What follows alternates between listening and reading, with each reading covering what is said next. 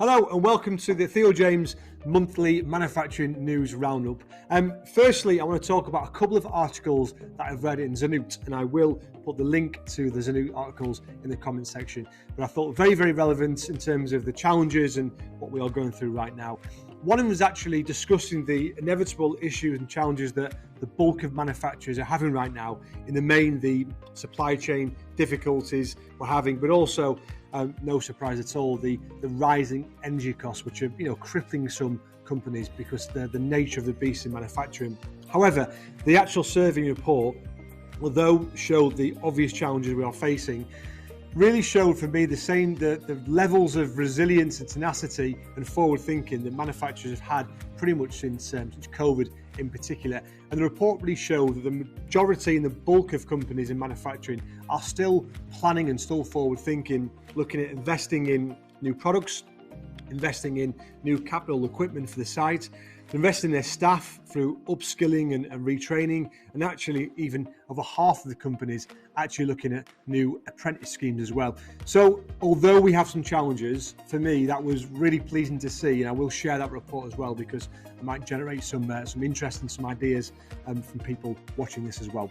The second article links quite nicely too, because again it discusses the inevitable issues that are going on in the world right now, and also the fact that in February, the government will be announcing the end of Q4 for 2022 and the inevitable situation that we will have been in and potentially still be in a recession with the consecutive 2 quarters.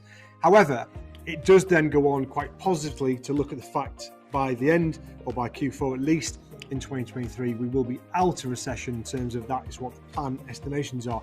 And it actually highlights manufacturing as a key performer within that, which is nice to see.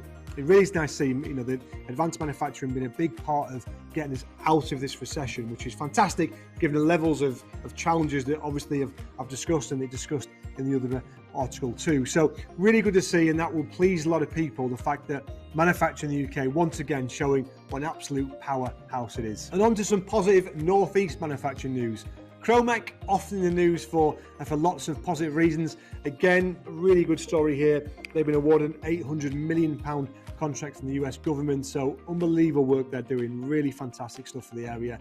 Likewise, at Fujifilm down in Biddingham, some great news for the Teesside area, announcing some fantastic sales and turnover. Their turnover jumping from 100 to 145, initially from 118 the year before. Pre-tax profits going from 22, initially last year was 14.4. So really, really good news to see that. Fantastic powerhouse of the industry and powerhouse for the region. Likewise, Gateshead manufacturer Washington Metalworks, who employ 350 people on their site. They again have announced some brilliant, fantastic results. Their turnover surged from £10.8 million to £15.1 million. Pre-tax profits climbed from 1 million or from 107. So unbelievable and fantastic news for the area. Really pleasing to see. So that concludes my roundup. I hope that's been interesting. Some positive news stories, and I will continue to bring, not always positive, but I will continue to bring you news every month from specific manufacturers and news within manufacturing and engineering. Naturally, if you need any advice, any consultation, any recruitment, please feel free to reach out to me or the team, and we'll be happy to discuss moving forward how that would work. Thank you very much. Speak soon.